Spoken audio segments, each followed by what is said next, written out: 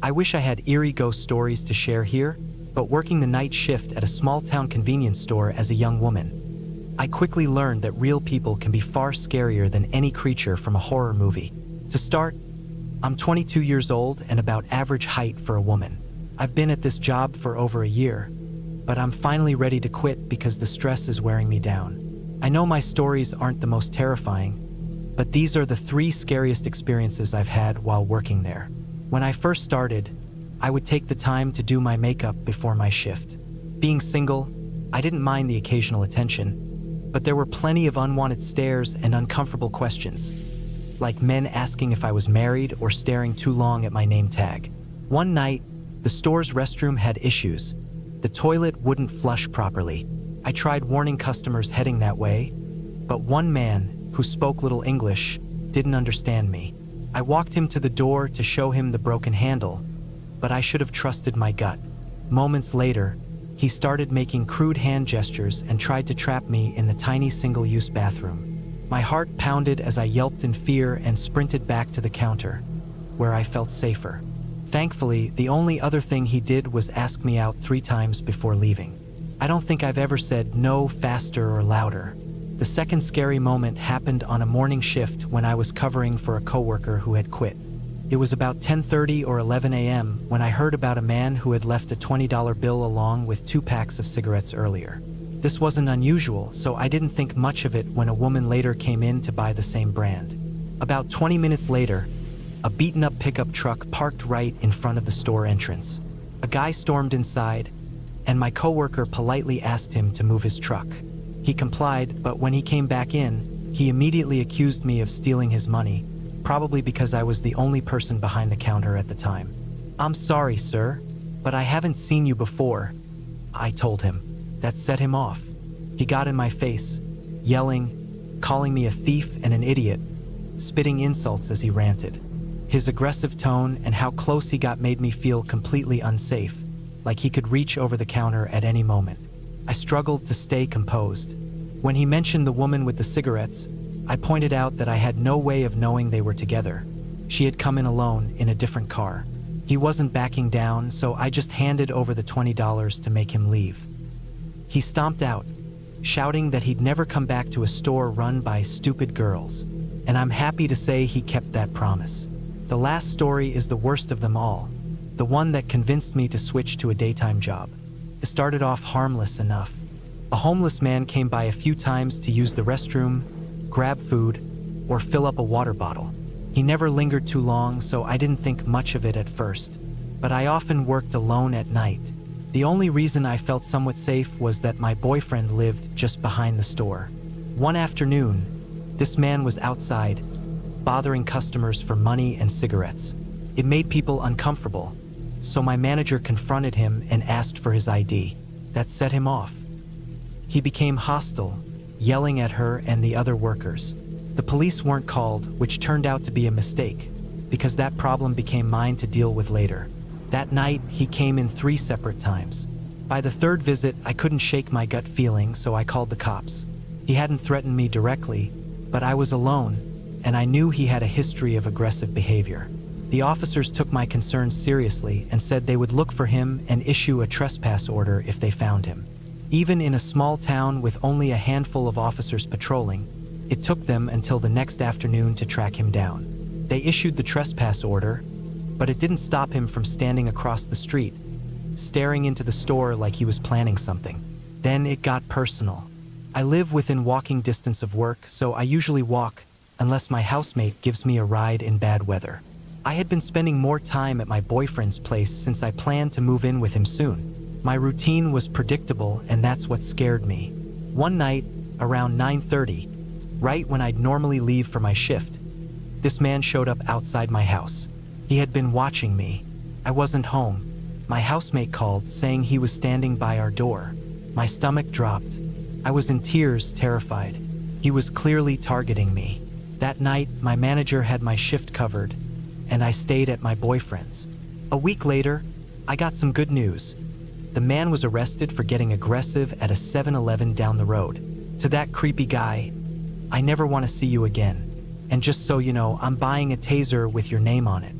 If you work late nights, stay safe. Always carry protection and stay aware of your surroundings.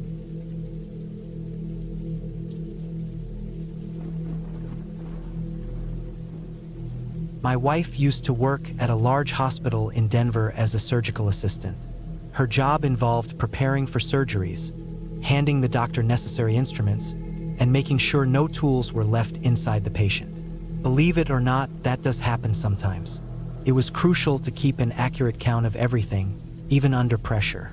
If anything went missing, you can imagine how the surgeon would react. Eventually, she left the profession after experiencing a traumatic surgery of her own, where the anesthesia failed to block the pain. She was fully aware during the procedure but unable to move or speak.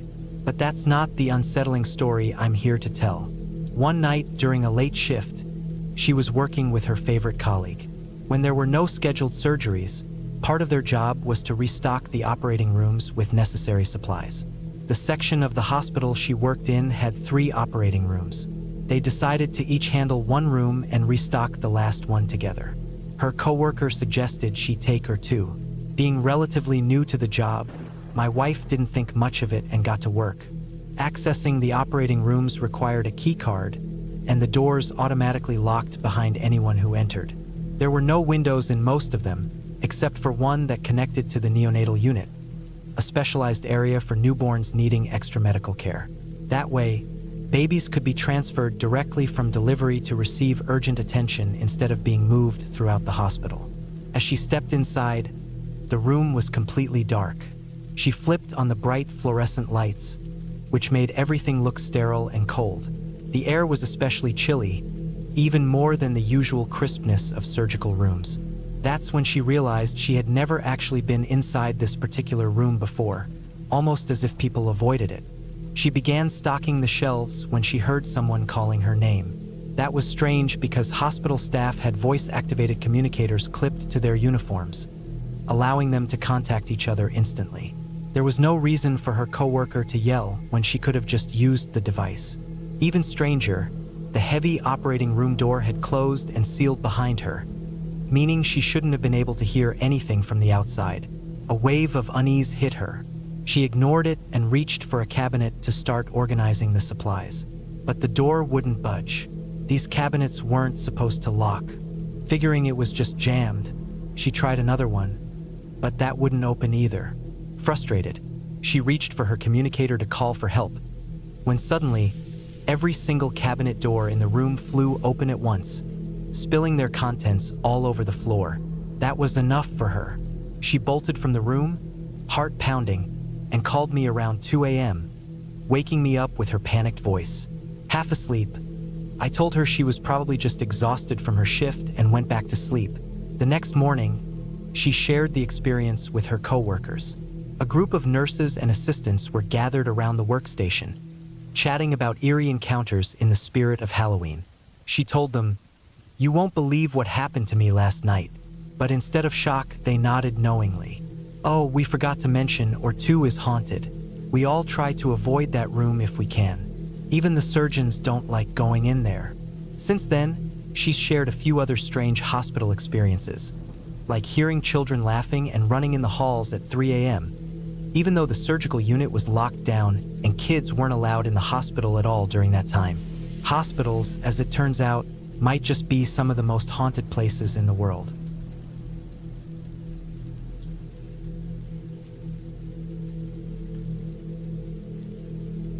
I'm a firefighter in a small town near the US-Canada border.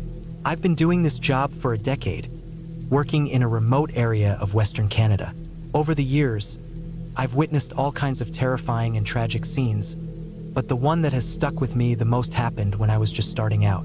I had just completed my interior firefighting training, which meant I was finally allowed to enter burning buildings. One summer afternoon, we received a dispatch about a fire at a farmhouse roughly 20 minutes outside of town. The call reported that the house, surrounding buildings, and fields were in flames. There were also multiple gunshots heard, so we were advised to approach carefully. As we headed up the valley toward the scene, another fire crew, stationed closer, arrived first.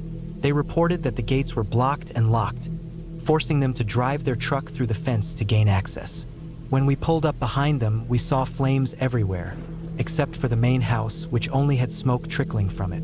Once we had the spreading fire under control, teams were assigned to enter the house. I was chosen to go in first as the nozzle operator, the firefighter responsible for handling the hose. Before we went inside, the captain warned us to brace ourselves, as we were expecting multiple casualties. We started with the basement since the door was already open. The moment we stepped inside, it felt like something out of a horror movie. There were propane tanks scattered everywhere and gasoline trails crisscrossing the floor. As we moved in deeper, a sudden beeping noise began. We all froze, then immediately dropped to the ground, thinking it might be an explosive. The beeping eventually stopped. After waiting a moment to be sure it was safe, we cautiously continued forward. That's when we saw them, lifelike mannequins and large dolls, positioned to look like bodies. Unnerved, we backed out of the basement and proceeded to the main level of the house. Several teams entered from different directions, and we all converged in the same spot. Then, without warning, I felt something overwhelming. It was more than a sound. It was like an invisible force screaming at me to get out now. Judging by their expressions, the others felt it too. We all turned to each other at the exact same moment, almost speaking in unison. Asterisk, did you hear that? Asterisk. The fear in my fellow firefighters' faces was something I won't forget. Then one of them said with absolute certainty, asterisk, we have to leave. Now, asterisk. Just as those words left his mouth, fire suddenly tore through the ceiling above us. We rushed outside as fast as we could. Once the flames had been subdued from the outside, the investigation team moved in. What they found just past the spot where we had felt that overwhelming presence sent a chill through all of us.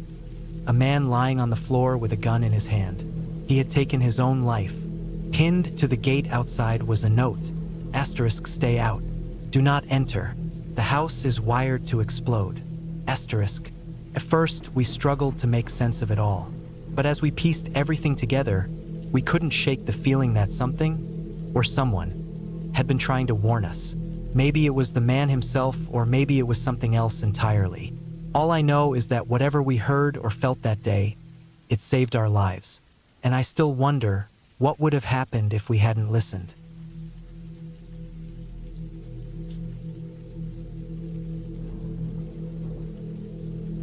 It happened a year ago, though it feels much longer. I work as a guide at an old military fort near a lake in Pennsylvania. Most of my job involves handing out maps and answering the usual questions: ticket prices, closing times, restroom locations. All reasonable things to ask. But then there are the stranger inquiries. How many people died here? Are there graves on site? How old is this place? These always amuse me because it's easy to tell who's here for the history and who just came on a friend's suggestion. Sometimes I work the night shift with our security guard, Dave. He's a kind older man who always brings me coffee and sandwiches his wife makes. He reminds me of a lonely grandfather. During the nights I work, we chat often. He keeps me company over the radio while I take inventory or check the grounds to ensure everything is as it should be. One of my duties at night is sorting through mail. Hundreds of people return stones they've taken, claiming they've had terrible luck since pocketing them. I never believed those stories. I figured the warnings were just a clever way to discourage vandalism or theft. People don't think about it now, but years ago, graffiti was a huge problem. It wasn't uncommon to find fresh paint on the fort walls or the small stone chapel across the lot, needing to be cleaned off first thing in the morning. That spring, I was working mostly nights. I needed the extra money, and most employees avoided those shifts, saying the hours were awful and the fort was unsettling after dark. I never noticed anything odd myself, and if something unusual happened, Dave would know before I did. During my second week of night shifts, the temperature had dropped unexpectedly, so I bundled up. Dave was inside watching the security monitors, and I stepped outside for a short break, enjoying the crisp air before summer's heat took over. I've always preferred the cold. In one hand, I held a bottle of apple juice, and in the other, a warm sandwich wrapped in foil. As I walked along the well-lit path, I playfully lifted my drink in a small toast to one of the cameras. Dave chuckled over the radio, making me smile as I continued my usual route. Nights like this were oddly peaceful, almost comforting. After finishing my sandwich, I tossed the wrapper into a trash bin. That's when I noticed a flickering light up ahead. For a brief moment, I thought I saw a woman with long hair. Seeing locals walking near the fort at night wasn't unheard of, but Dave usually let me know if someone had hopped the fence. When I asked over the radio, he said he hadn't seen anyone. The light blinked a few more times before going out. I decided to head toward where I'd seen the woman. Strangely, the path ahead was darker than usual.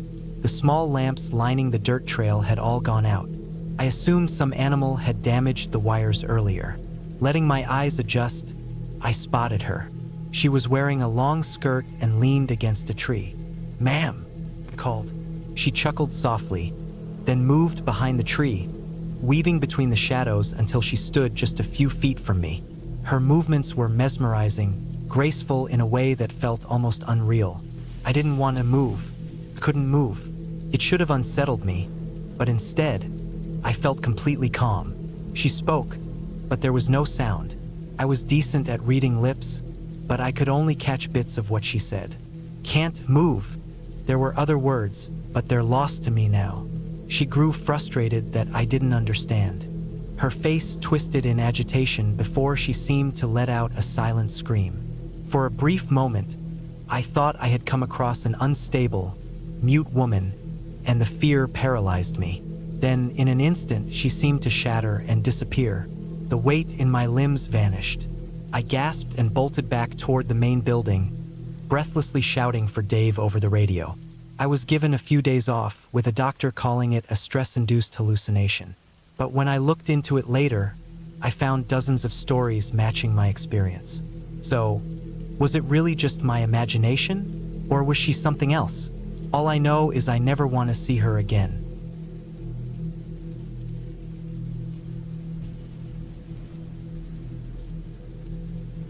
I have to be a bit vague here since I can't risk anyone figuring out who I am.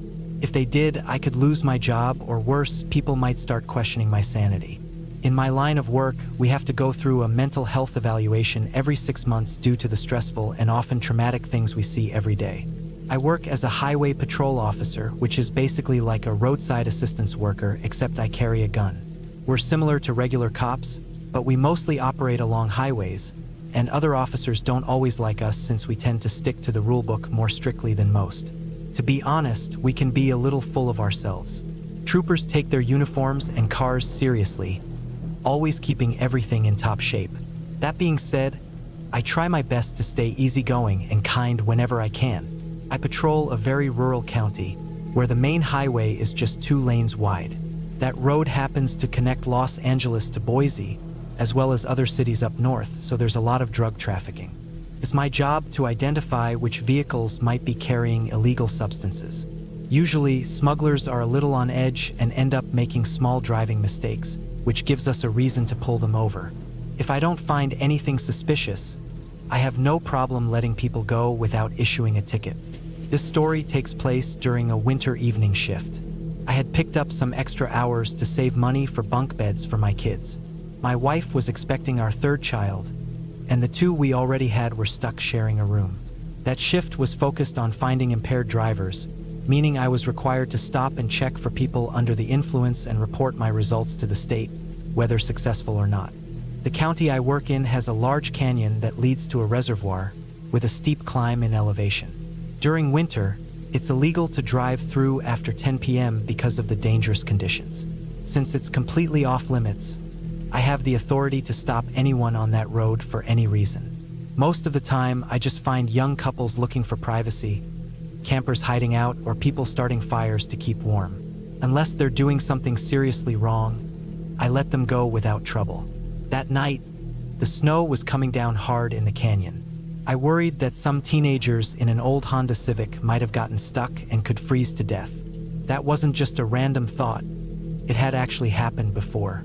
Since I patrol a rural area, I drive a 4-wheel drive Chevy Tahoe with a lift kit, so I don't have to worry about getting stuck. Driving up the canyon was peaceful.